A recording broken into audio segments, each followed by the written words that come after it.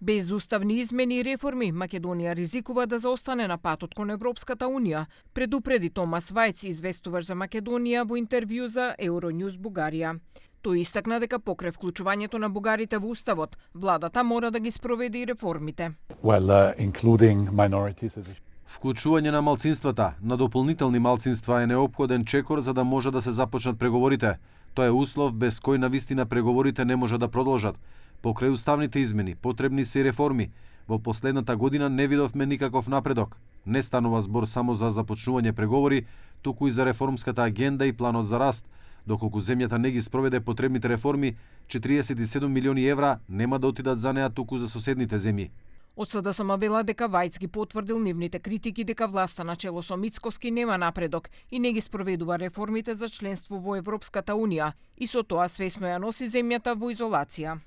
Вајц експлицитно вели дека не гледа сериозна посветеност на владата за реформи, особено во владење на правото, и клучен и најголем проблем – корупција и нефункционално судство.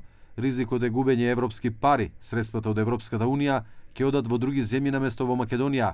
СДСМ со месеци предупредува дека власта на Мицкоски свесно ја трука државата во изолација, за да може без контрола да спроведува криминални тендери.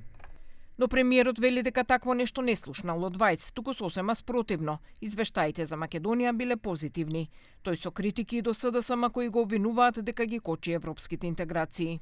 Извештај сте го читали од известувачот Вајц, напротив, јас тој извештај што го слушав е комплетен антипод од вашето прашање. Јас само ќе потсетам, мислам дека на овој билборд овдека стоеше 2019-та или 18-та беше, се извинувам, кога го менуваа името на насилен пат, стоеше дека ќе имаме подобро образование или здравство. Мислам дека токму на овој билборд овдека беше. Донесоа ли? Кога го сменија името? Вајц веќе неколку пати досега во своите извештаи за Македонија посочуваше дека е потребно спроведување на реформите на земјава, но имаше и забелешки на тоа што не е постигнат напредок во однос на донесувањето на уставните измени.